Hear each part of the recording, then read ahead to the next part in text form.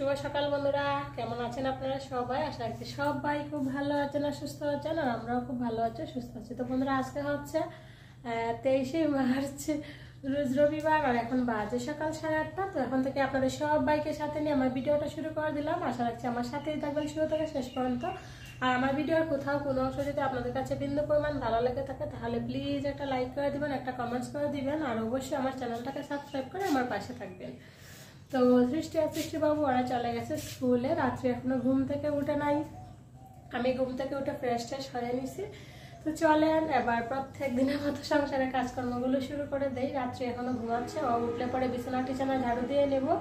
তো এমনিতে আমি অফ ক্যামেরাতে রুম টুম ঝাড়ু দিচ্ছি, কিন্তু বিছানা গুছানো হয় নাই, ও যেহেতু ঘুমে। তো ও উঠলে বিছানা গুছিয়ে নিব।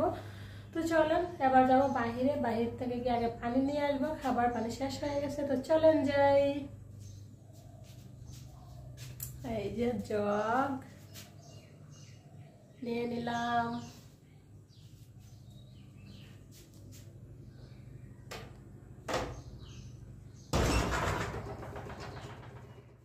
আর আপনারা তো সবাই জানেন আমাদের খাবার পানি বাহির থেকে আয়না খাইতে হয়, বাহিরে মোটর থেকে। তো সেখানে আর কি আমি যাচ্ছি পানি আনতে। এখন আমার দৈনন্দিন কাজের তালিকায় বেশ কিছু কাজ যুক্ত হয়েছে, যেগুলো আসলে আমার একটু অপছন্দেরই বলতে পারেন। সেইগুলো কাজ যুক্ত হয়েছে। এখন অন্য কাজ করি আর না করি, এই কাজগুলো আমাকে প্রত্যেক দিনেই করতে হবে। তো কি কাজ থাকেন শেষ পর্যন্ত জানতে পারবেন।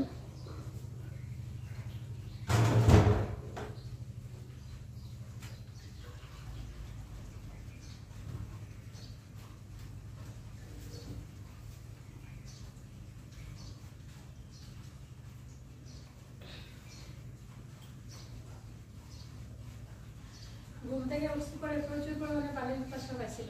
আগে তাড়াতাড়ি করে ওদেরকে স্কুলে পাঠিয়ে ফ্রেশ ট্রেশ হয়ে একটু পানি খেয়ে নিলাম। তো আগে তো চিয়া সিড খাইতাম, আমি চিয়া সিড খাইতে পারি না, কারণ বলছে চুলকানি যাদের তারা চিয়া সিড নাকি খাইতে পারবে না। তো ঘরে আসে চুলকানির কারণে খেতে পারি না, তো সেজন্য একটু পানি খেয়ে নিলাম। তারপরে আমি এডিট করে রাখছিলাম, শুধু পান্না উদা বানাচ্ছি, আমাদের দিকে রঙে চলে আসছে। তো এখানে দেখেন শুকনো মরিচ, জিরা, এখানে আসা হচ্ছে তেল, একদম সাথে সাথে ভাঙাই আনছে সরিষার তেল। আর এই যে মাংসের মশলা, মাংসের মশলাটা আমাদের একটু বেশি লাগে। যখন দেখা যায় ডিম টিম বোনা করি তখন আমি মাংসের মশলা দিই, মানে অন্যরকম একটা ভালো লাগে। তো সেই জন্য বেশি করে মাংসের মশলা নিয়ে আসছে। আর তার সাথে মাছ,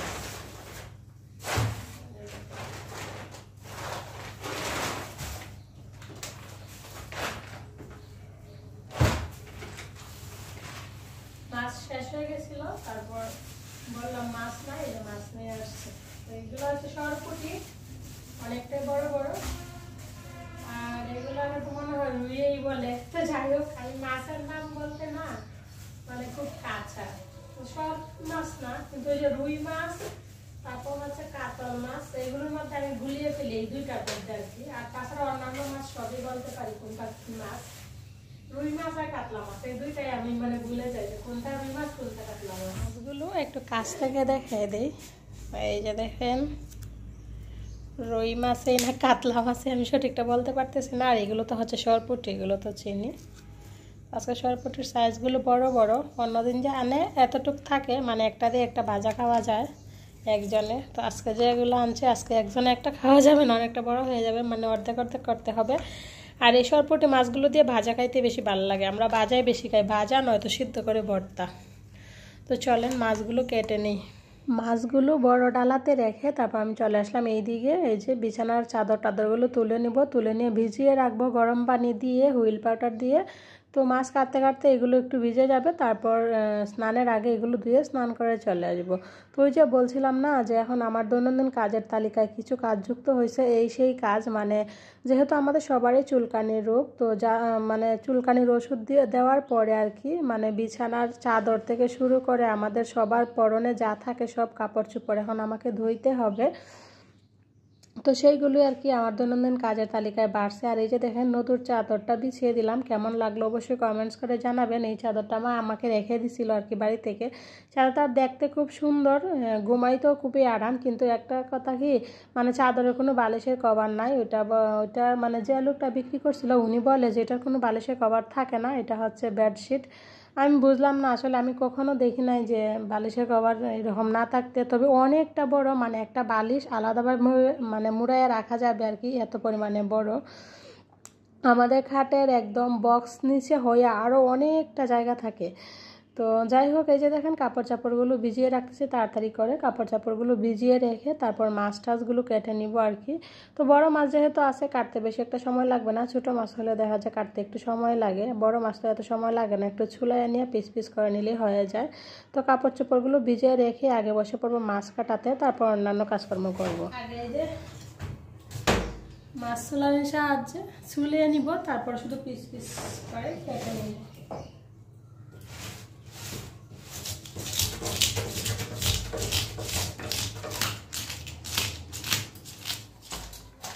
আমার দাওর জন্য জানেন আমি মাছ কাটতে পারি না, দাওটা এত পরিমাণে ভুতা যে কোনো মাছ নষ্ট হয়ে যায়, কাটতে অনেকটা কষ্ট হয়। আপনারা দেখলেই বুঝতে পারবেন আজকে মাছটা আমি কত কষ্ট করে কাটতেছি।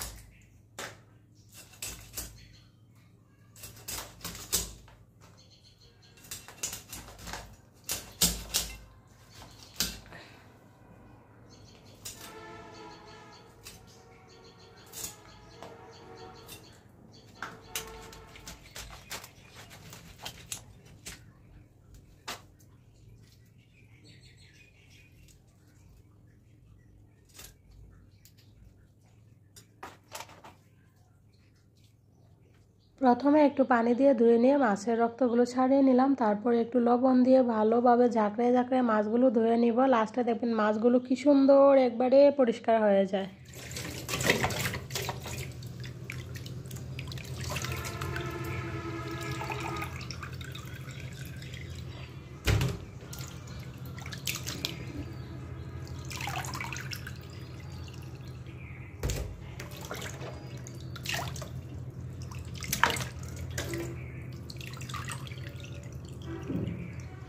সরপটি মাছগুলোতে এই যে অল্প একটু ডিম হয়েছে, তো সব মাছ কাইটে ওইটা ধুয়ে নিছি। দেখুন খুব সুন্দর একবার সাদা সাদা হয়ে গেছে। এবার সব ঢুকিয়ে রাখবো ফ্রিজে। সরপটি মাছগুলো আস্তে আস্তে রাখলাম, এটি কাটবো না, কারণ একটা দিয়ে একদিন ভাজা করব সবার জন্য, আর ওইগুলো দুইটা দিয়ে ভর্তা করব, আর এইটি দুপুরে রান্না করব। এই মাছগুলো দুপুরে রান্না করব। আর এই যে এখানে আছে হচ্ছে মাছের মাথা আর ডিম, আর এখানে হচ্ছে সবগুলো মাছ বক্সে বক্সে ঢুকিয়ে নিলাম। এবার ফ্রিজে ঢুকিয়ে দিব। এই বক্সটার মুখটা যে কই হারাইছে, পাই না খুঁজছে। মাছ কেটে ধুয়ে পরিষ্কার করে নিয়ে একবারে সুন্দর করে ফ্রিজে ঢুকিয়ে রাখতেছি। এবার আর কোনো টেনশন নাই। এবার কাপড় চাপড়গুলো ধুয়ে স্নান করে নিব, স্নান টান করে তারপর হচ্ছে দুপুরে রান্নাবান্না করে নিব। তো চলেন অফ ক্যামেরাতে আজকে রান্নাবান্না করবো, আজকে রান্নাবান্না শেয়ার করব না। এই তো ফিরে আসলাম একদম স্নান টান করে খাবার সময়। যে দেখেন আজকে রান্নাবান্না মাছের ঝোল টমেটো দিয়ে, আর ছিল হচ্ছে মাছের তেল আর গাজর আর সিম দিয়ে ভাজা। এখানে মাছের তেল আর বরবটি আর বরবটি হচ্ছে গাজর আর সিম দিয়ে ভাজি নিয়ে বসে পড়লাম। ওইদিকে মাছের ঝোল আছে, খাইনি। তারপর আজকে না আমার এত মানে শীত করতেছে কি জন্য আমি বুঝতেছি না। আজকে কিন্তু মোটামুটি একটু হালকা রৌদ্র আছে, তারপর আমার এত মানে শীত করতেছে যেটা বলার মতো না।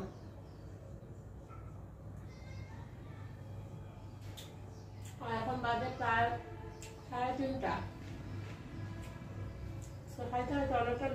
খাওয়া দাওয়া শেষ, এবার তো হচ্ছে ওষুধ খাওয়ার পালা। তো এই তো ওষুধের বাক্স নিয়ে আসলাম, এবার ওষুধগুলো খেয়ে নিব। আর ওরা সবাই খাওয়া দাওয়া করে ওষুধ খেয়ে নিয়েছে আর কি। তো দেখতে দেখতে ভিডিও শেষ পর্যায়ে চলে আসলাম। আবারও আপনাদের কাছে রিকোয়েস্ট করে নিলাম, আপনি যদি আমার ভিডিওতে একটা লাইক দিতে ভুলে যান, দয়া করে একটা লাইক দিয়ে দিবেন আর সুন্দর একটা কমেন্টস করে জানিয়ে দিবেন আপনার মতামতগুলো। কারণ আপনার সুন্দর একটা কমেন্টস আর একটা লাইকের আশায় প্রত্যেক দিন অনেক কষ্ট করে একটা ভিডিও তৈরি করে যাই। তো প্লিজ একটা লাইক কমেন্টস করে আমাকে উৎসাহিত করবেন আর অবশ্যই আমার চ্যানেলটাকে সাবস্ক্রাইব করে আমার পাশে থাকবেন। আর আমার চ্যানেলের লিঙ্কটা আপনার ফ্রেন্ডস অ্যান্ড ফ্যামিলির মধ্যে শেয়ার করে দিবেন। তো আজকের মতো এখানেই টাটা, বাই বাই। সবাই ভালো থাকবেন, সুস্থ থাকবেন, আমাদের জন্য দোয়া করবেন।